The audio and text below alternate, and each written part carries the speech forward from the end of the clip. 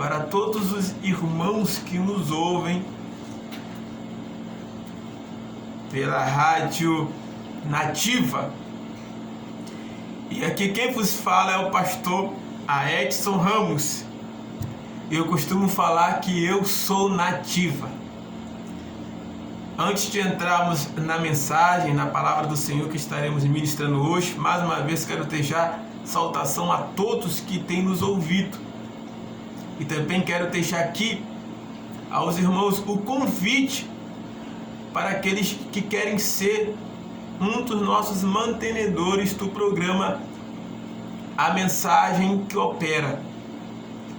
Eu quero aqui deixar o meu Pix para os irmãos que querem ser ofertantes desta obra, porque este é um programa missionário e só subsiste se tiver apoio, viu? O pastor Edson Ramos não é pastor, presidente de campo, não tenho uma igreja para manter, que nos mantém. Eu estou aqui em Paracuruá como um missionário. Então eu não tenho mantenedores, não tenho uma igreja que pague salário para mim. E muitas pessoas pensam que a gente realiza o programa A Mensagem que Opera, pensa que o pastor Edson Ramos é pastor de um grande campo, um grande ministério que tem o salário fixo, como alguns obreiros que ministram aqui, tem o seu programa, tem o seu templo próprio, tem o seu salário fixo, tem a sua renda. Eu particularmente no momento, Deus não nos agraciou, e eu também não pretendo fundar ministério nenhum. Deus não me chamou para fundar ministério, para abrir ministério. Deus me chamou para fazer missão. E no momento que estamos aqui, Deus tem nos dado essa oportunidade de trabalharmos aqui na rádio Eu Sou Nativa. E eu quero nesse momento deixar aí o meu Pix aos que querem contribuir com esta obra, com esse programa A Mensagem que Opera. Caso você queira deixar sua contribuição aqui com o nosso coordenador da rádio, Edu Neto, e falar, olha, essa cooperação é para o programa da rádio do pastor Edson Ramos, A Mensagem que Opera. Eu sou grato a Deus porque domingo agora encontrei um irmão, eu estava indo a pé para casa e encontrei um irmão no meio da estrada. Ele estava indo ali para o Frechal, até esqueci o nome dele. Ele falou, pastor, nós vamos manter o seu programa no ar. A Mensagem que Opera não pode sair do ar, porque Deus está falando com esse povo através do seu programa. E eu falei para ele, olha, procura o irmão Edu Neto e deixe lá a sua oferta e a sua contribuição, porque eu entendo que a minha programação é uma obra missionária. Eu não tenho nada, para estar aqui, e eu estou aqui porque um homem um dia acreditou no meu ministério, que é o irmão Edu Neto, que nos cedeu essa oportunidade de estarmos aqui sem eu ter um centavo no bolso. O dono da rádio nos cedeu essa oportunidade.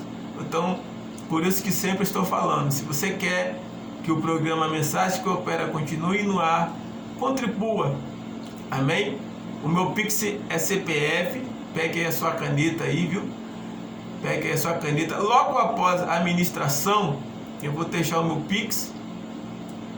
E também quem quiser estar aqui na rádio para contribuir com a obra do Senhor. Enquanto Deus não está a condições, nós vamos estar aqui, Enquanto Deus não abre uma porta, de trabalho para nós estaremos aqui. No dia que Deus abrir a porta, nós estamos correndo aí, Deus abriu a porta de trabalho, a gente segue a nossa vida, sustentando e cuidando da nossa família, que é o principal que nós temos que ter, o sustento para a nossa casa. Eu quero que você abra comigo a palavra do Senhor. E segunda carta aos Tessalonicenses, capítulo 3. Abra comigo a palavra do Senhor em segunda carta aos Tessalonicenses capítulo 3, versículo 1 e versículo 2. Diz assim a palavra do Senhor: Meus demais irmãos, rogo-vos por nós, para que a palavra do Senhor tenha livre curso e seja glorificada, como também o é entre vós. Versículo 2: Para que sejamos livres de homens dissolutos e maus, porque a fé não é de todos. Oremos ao Senhor por essa palavra. Senhor Jesus Cristo, mais uma vez o teu servo Edson Ramos está pregando a tua palavra. E eu peço que o Senhor nos dê a sabedoria para ministrarmos a tua palavra, para entrarmos nesse lar, nessa casa, nesse comércio, aonde, Pai, a Rádio Nativa está sendo ouvida agora. Eu quero ser voz de Deus, eu quero ser canal, conforme o Senhor me fez a promessa, a qual o Senhor me falou em sonho: aonde tu não puderes ir, aqui no Pará e Curuá, tua voz irá. Eu nunca pensava em estar ministrando em uma rádio, pois eu estava correndo atrás do pão de cada dia, correndo atrás do meu sustento. Mas o Senhor me parou, e aqui o Senhor me colocou por um breve momento. E o Senhor sabe o quanto é importante para mim ministrar a tua palavra. E eu quero te pedir, Deus, que esse ouvinte que está nos ouvindo, que ele seja alcançado pelo poder da palavra, que ele seja tocado pelo poder da palavra. Muitos agora estão trabalhando, uns agora são médicos, enfermeiros, doutores, lavradores, empregados, cozinheiros, estão na sua área de trabalho agora, onde ele estiver, que ele possa sentir a mensagem que opera, a palavra de Deus, curar ele agora. Que ele seja curado, não somente na alma, uma cura interior, mas também uma cura física. Que ele seja tocado, que ele seja influenciado pelo poder da tua palavra. Em nome de Jesus Cristo. Amém. Nós vemos aqui em 2ª carta aos Tessalonicenses a preocupação do apóstolo Paulo na exortação ao povo de Tessalônica. O apóstolo Paulo, ele vai nos apresentar a sua preocupação com a palavra de Deus, porque o povo de Tessalônica, ele tinha um problema muito grande, eles já não estavam crendo mais na palavra de Deus. O povo de Tessalônica já não estava mais crendo na pregação da segunda volta de Cristo, já não estava mais crendo nos ensinamentos do apóstolo Paulo. Eles estavam vivendo somente esta vida, somente esse momento, somente o agora. E aí está o perigo da igreja cristã. E aí está o perigo do povo de Deus, daqueles que esperam a vinda do Senhor Jesus Cristo, porque a nossa esperança é a vinda de Cristo, é a manifestação de Deus. É por isso que nós servimos ao Senhor com todo o nosso coração e alma, para todo sempre, para todo sempre, para todo sempre. Ontem eu estive ali na cidade de Curuá, a convite do irmão Everson, do Macurá, orando na casa de uma família que foi uma bênção, orando pela família da irmã Maria, pela família da irmã Maria Rodrigues. E eu trouxe ali uma palavra sobre que a nossa esperança, ela está em Cristo Jesus, crendo na volta do Senhor. Eu só sou cristão nesses 34 anos porque eu creio na volta de Cristo. O meu coração arde por saber que um dia eu estarei com Ele. Porque se nós não cremos assim, o apóstolo Paulo fala: olha, se eu creio em Cristo somente nessa vida, eu sou o mais miserável dos homens. E é o que tem acontecido nos dias atuais. As pessoas creem em Deus somente nesta vida, somente nesse momento. Elas querem um milagre só para essa vida. Elas querem os bens materiais, a riqueza, a prosperidade, o dinheiro que todos nós precisamos para essa vida. mas quando na verdade nós temos que também guardarmos aquilo que nós temos, que é a nossa vida espiritual, a nossa vida pessoal com Deus. Apocalipse capítulo 3, versículo 11 diz: guarde o que tu tem para que ninguém tome a tua coroa. Então eu quero frisar aqui o versículo 2 de segunda carta aos Tessalonicenses capítulo 3, para que sejamos livres de homens dissolutos e maus, porque a fé não é de todos. O tema da minha mensagem aqui hoje é: uma fé sem Deus é possível? Se você tem alguém aí que esteja do seu lado, nos ouvindo nessa programação nesse momento, o seu esposo, a sua esposa, seu filho, sua filha, pergunte a ele: uma fé sem Deus é possível? Hoje em dia, se tem fé no homem, fé na ciência, fé nas tecnologias, fé na área digital, menos fé em Deus. As pessoas têm fé na medicina, elas têm fé natural, elas têm uma fé natural de acreditar em coisas que elas nem têm certeza.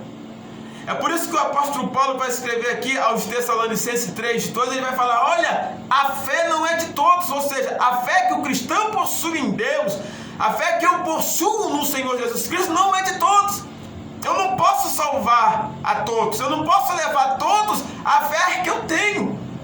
Em momento de luta, em momento de provação, que eu vejo que a luta está sobressaindo, que eu estou sendo engolido pelas dificuldades, é o momento que eu paro, eu respiro e eu falo: eu sei em quem eu tenho crido. Lembrando o que Jó falou em Jó capítulo 19, versículo 25, Jó fala: eu sei que o meu Redentor vive e que por certo se levantará. Então a fé que eu convido você a ter hoje é a fé em Deus, é a fé em Cristo. Porque se nós acreditarmos nos homens, se nós colocarmos a nossa fé no homem, o homem nada pode fazer.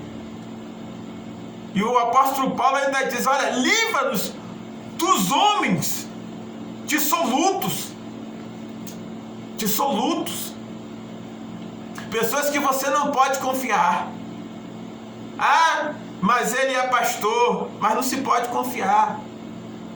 Ah, mas ele é meu pai, é minha mãe, é meu chefe, é meu parente, mas não se pode confiar. Porque muitas das vezes o que você acredita, ele não acredita. Eu me lembro que quando eu fui batizado com Espírito Santo, eu tinha 9 anos. Fui batizado na Assembleia de Deus da Lapa, no estado do Rio de Janeiro, Bangu, Vila Kennedy. Os que me ouvem agora no estado do Rio sabem muito bem. Fui batizado com o Espírito Santo ali com a pastora Cristina de Aquino, aí de Bangu, de Vila Kennedy, que também nos ouve ao vivo, aí no Rio. É minha mãe na fé. E eu fui a única criança a ser batizado com o Espírito Santo. Naquela manhã de sábado, num culto, manhã com Deus. Mas eu já estava buscando o batismo com o Espírito Santo desde os 8 anos, clamando pela presença de Deus. Clamando, buscando. E eu me lembro que eu fui batizado com o Espírito Santo no dia 10 de março. No dia 10 de março, fui batizado com o Espírito Santo, se eu não me engano, em 1994. E naquele mesmo ano, o meu pai, ele é espírita até hoje, viu? Meu pai tem 65 anos. E eu fui visitar meu pai, eu tinha 10 anos. E o meu pai, ele me levou para uma mesa de bar, sentou-se comigo frente a frente, e ele já sabia que eu era cristão, que eu servia a Deus. Ele falou: olha, eu quero lhe lançar uma proposta, meu filho. Se você viver a vida que eu vivo, seguir a religião que eu sigo, fazer o que eu faço, eu resisto você, eu te dou pensão e te apoio em tudo. Mas se você tem o pensamento de servir a Deus, a esse Cristo, não conte comigo para nada. Naquele momento, o meu pai morreu para mim, porque eu continuei com Cristo. Eu fiquei 15 anos sem falar com meu pai. 15 anos. Eu procurava ele, eu tentava conversar com ele, mas nós não tínhamos contato. Ficamos 15 anos afastados um do outro.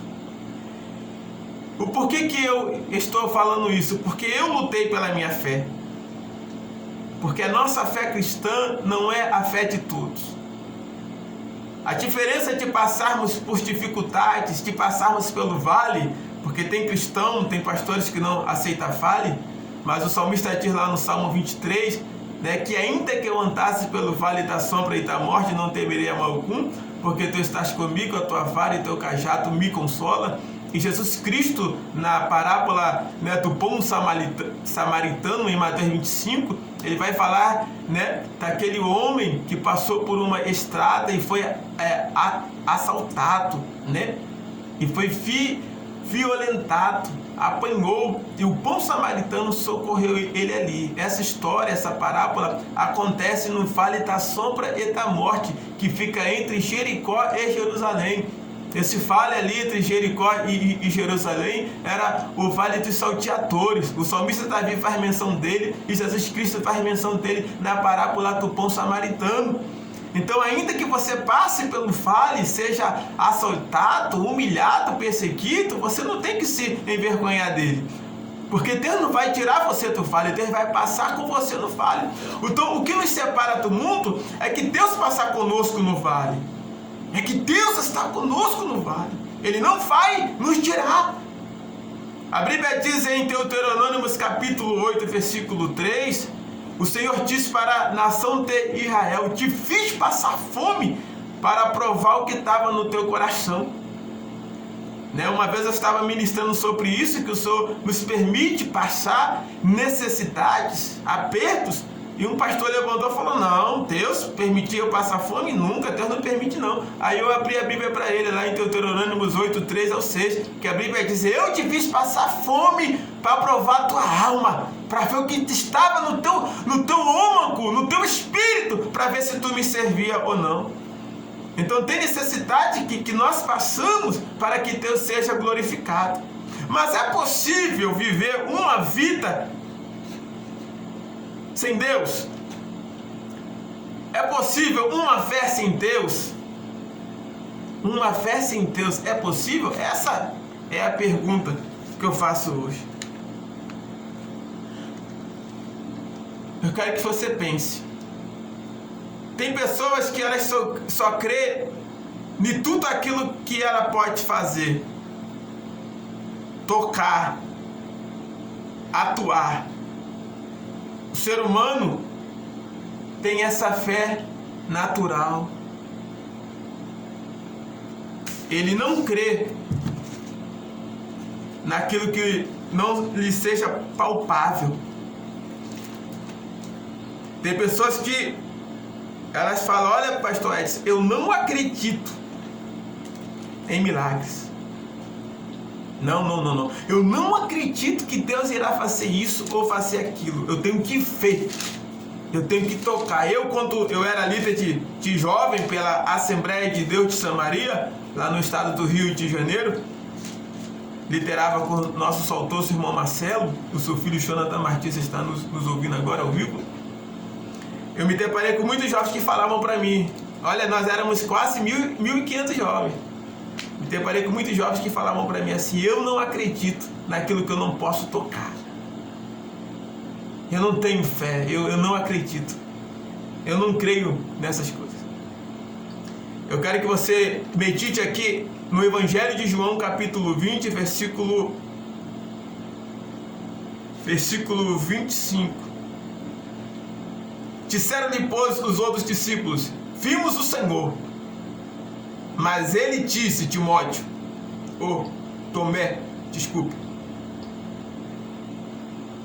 Mas ele disse, Tomé: se eu não ver os sinais dos cravos em suas mãos, e não puser o dedo no lugar dos cravos, e não puser a minha mão no seu lado, de maneira nenhuma o crereis. E tem pessoa que é dessa maneira, né? Você está ali testificando de Deus para ela, você está ali falando de Deus para ela e ela não crê. Pior do que aqueles que não creem, porque não viram, são aqueles que veem, mas não creem. Eles estão vendo um milagre na sua vida, Jesus curou eles, Jesus libertou eles, eles são tocados por Deus, mas não acreditam, não creem. Uma fé sem Deus é possível? Veja que é possível ter uma fé sem Deus, ou sem religião. Desde o pecado de Adão e Eva até a tentação de Jesus no deserto, Satanás quer sempre enganar um homem com uma fé morta, sem Deus, e viva para os seus próprios desejos e interesses. Está lá em João capítulo 8, versículo 44. Nós vemos que para algumas pessoas é possível viver sem Deus, porque elas não acreditam, elas não creem. Então para elas é possível viver sem Deus. Diz assim a palavra do Senhor no versículo 44 de João 8. Vós tendes por pai o diabo, e quereis satisfazer o desejo do vosso pai. Ele foi homicida desde o princípio, e não se firmou na verdade, porque não há verdade nele. Quando ele profere a mentira, fala do que lhe é próprio, porque é mentiroso, pai da mentira. Então Satanás, desde do começo, lá de Adão e Eva, ele luta para satisfazer os prazeres humanos.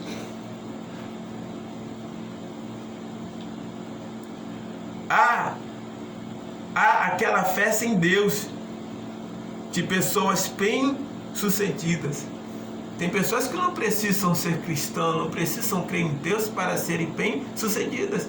Elas se esforçam, elas acham que conseguem tudo pela sua força, pela sua garra, pelo seu intelecto.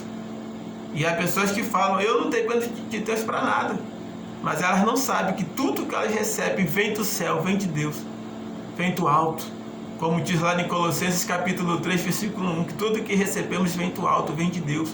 Seja você quem for, tendo fé ou não, Deus traçou um destino para você, para mim, para nossas vidas. Porque as nossas vidas têm um dono, e esse dono é o Senhor. Algumas pessoas que chamam de fé secular, fé na vida, fé no trabalho e fé em si mesmo.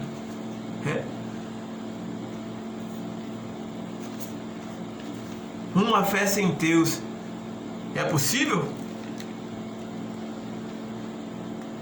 É possível viver uma vida longe de Deus? É possível. Mas sabe que um dia você vai prestar conta. É possível você crer no homem, você crer na medicina. A Bíblia diz que um rei morreu, o rei Acaz morreu porque creu nos médicos mais do que acreditava em Deus. É possível, pastor Edson? É. Uma fé sem Deus, para muitos, é possível. Até o dia que Deus puxar o tapete, puxar a corda, até nenhum dia que Deus tocar nele e mostrar para ele que o autor da vida dele é o próprio Deus. Para eu que sirvo a Deus, para eu que sou servo do Senhor, para mim, uma fé sem Deus não é possível. Porque tudo na minha vida se passeia em quem Deus é e o que Ele pode fazer. Há pessoas que podem ver os milagres de Deus em sua vida e ser incrédulas e imaturas espiritualmente. João capítulo 4, versículo 48,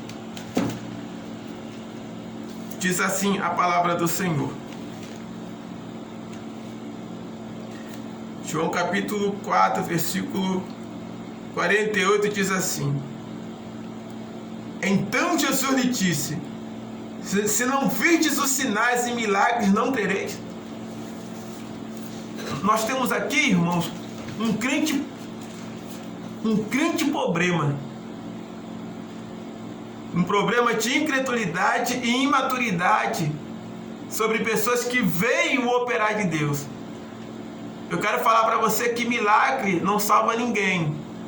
Milagres não salvam ninguém. A prova disso está aqui, em João 4,48. As pessoas viam a manifestação de Deus, viam a manifestação do Senhor Jesus Cristo, mas não acreditavam. Eles eram incrédulos, imaturos espiritualmente. Uma igreja, ela não vive só de milagres. Eu posso falar isso porque eu prego milagres há 30 anos. Eu já vi morto ressuscitar. Eu já vi cego ver, já vi mudo falar. Para nós que ministramos nessa área, irmão, é muito sacrificoso. Um pastor, um obreiro que prega cura e milagres, ele não fica no mínimo, ele não fica sem jejuar no mínimo 3 dias, porque ele tem que jejuar 3 dias e 3 noites, sem comer e sem beber para ministrar milagres. Ele tem que ter uma vida de oração impecável. E muitas das vezes, esse obreiro ministra sobre você, ministra sobre a sua casa e a sua família, e você não dá valor a esse obreiro que ora por cura, que ora por milagre, que ora por libertação. Pastores, obreiros, missionários que vivem do altar, que vivem da obra, que precisam da nossa ajuda. Quantas das vezes eu quis parar de ministrar milagres, quis parar de ser pregador, de ser pastor, quis viver a minha vida normal. Mas há uma cobrança sobre nós que trabalhamos na área de libertação. Há uma cobrança, o próprio Deus nos cobra. Só quem trabalha nessa área que entende. Então não critique quem trabalha nessa área. Quem dá vida a Deus, ele entrega a vida a Deus para trabalhar nessa área, porque você não sabe o quanto é sacrificoso ver um paralítico andar, fazer um cego ver, um mudo falar. Isso custa dias de consagração para um obreiro, 3, 4, 15, 21 dias, porque esse obreiro é dedicado, ele quer ver as coisas acontecerem. Mas infelizmente, aqueles que são incrédulos, são imaturos à obra do Senhor, aos milagres que Deus opera. Por isso que suas igrejas se encontram vazias, os seus templos desertos, porque em vez deles trazerem fé ao povo, eles trazem dúvida, eles questionam o mover de Deus. Na sua boca só tem será. Será. Deus não opera no será. Mateus 5,37 diz: seja porém a tua palavra sim, sim e não, não. Nós precisamos ter o dom de discernimento para não atribuirmos ao diabo o que Deus tem feito, para não falarmos que é o diabo que está fazendo, sendo que é Deus que está honrando o sacrifício daquele homem de Deus, que está orando, que está clamando pelo povo. E a nossa realidade de que pregamos cura, milagres, libertação é essa.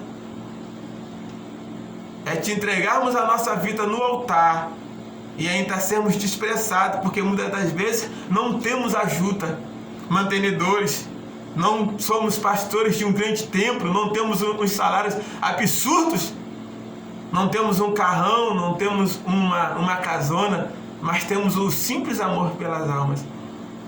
E Jesus Cristo passou por isso, porque Jesus Cristo trabalhava com curas, milagres e libertação, mas o povo não acreditava nele. Por quê? Porque havia uma incredulidade e uma imaturidade espiritual no povo.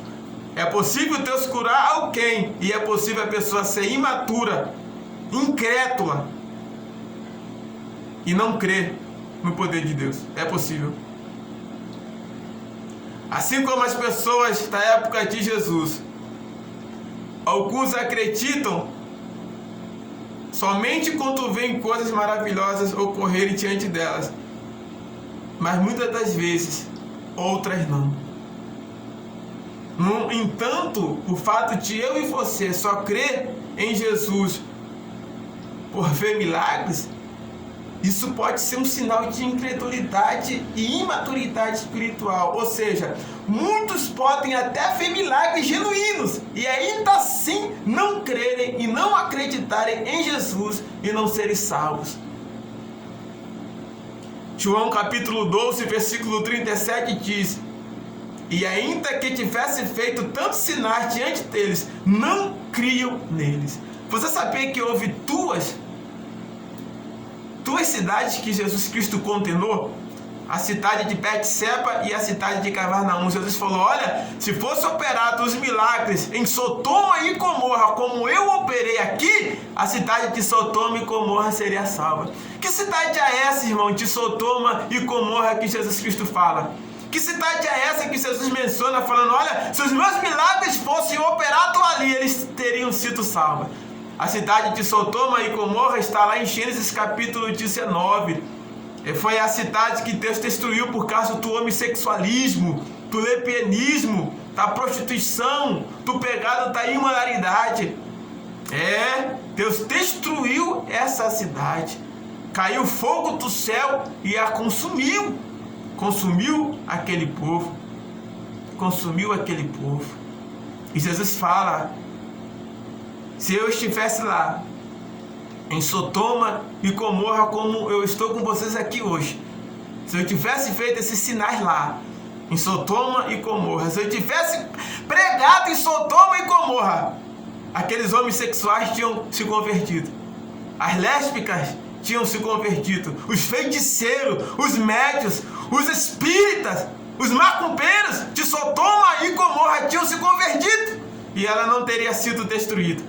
Mas o Senhor nos fala algo muito forte. Ele vai concluir falando: olha, Cafarnaum e Betseba, no dia do juízo final, Sodoma e Gomorra se levantará contra vocês e vão condenar vocês, porque vocês não creram no Filho de Deus. Meu Deus, que palavra é essa? Que palavra poderosa é essa que nós temos, que Jesus Cristo mencionou, que Jesus Cristo disse que no dia do juízo final, aquela cidade incrédula, imatura espiritualmente, via os sinais de Deus, os prodígios de Jesus, não crendo nele, será julgada por uma cidade pecaminosa, uma cidade que foi destruída pelos seus pecados, será julgada.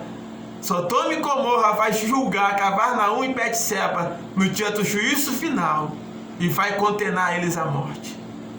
Não adianta ser crente, não adianta servir a Deus, não adianta ver sinais, milagres e maravilhas se você realmente não acredita, se você realmente não crê no que Deus está fazendo. É muito forte essa palavra. Então vemos que os sinais, os milagres feitos por Jesus não mudam e transformam ninguém, porque a sua incredulidade e imaturidade espiritual era a mesma.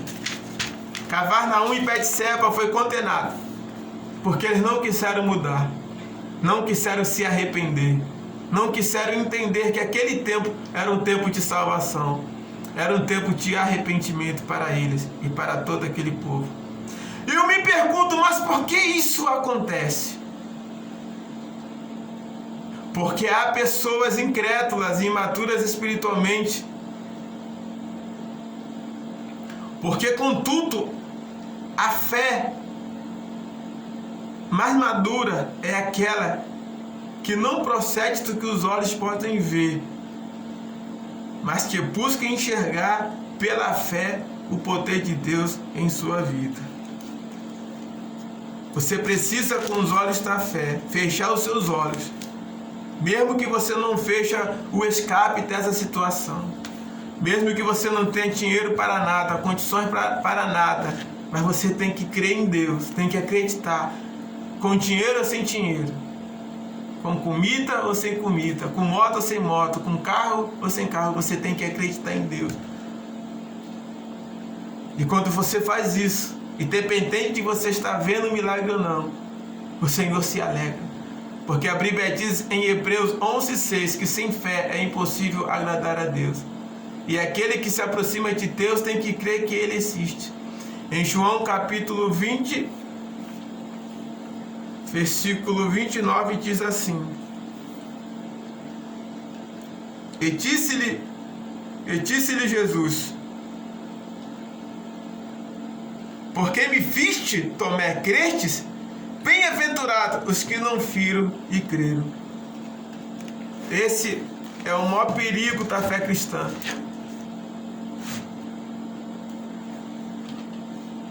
Que tem pessoas que não veem o seu milagre, mas creem. E tem pessoas que veem o seu milagre, mas não acreditam. Tem pessoas que estão em um trabalho, em um culto de cura, milagre e libertação. Está vendo a igreja estremecer pelo poder de Deus. Elas mesmas são tocadas por Deus, mas não acreditam, não se entregam, não se rendem. É por isso que muitos se afastam da fé, porque nunca foram crentes, porque nunca realmente tiveram uma experiência genuína com Deus. As pessoas um dia foram batizadas com o Espírito Santo, um dia passaram pelas águas, um dia tomaram ceia, um dia cantaram, operaram milagre, tiveram os dons espirituais, mas se afastam da fé por quê?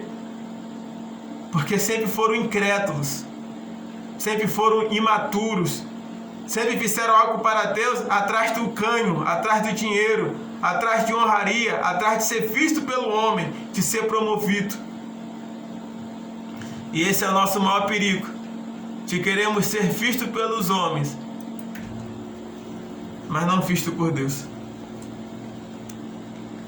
Deus nos oferece todas as condições para termos fé nele. João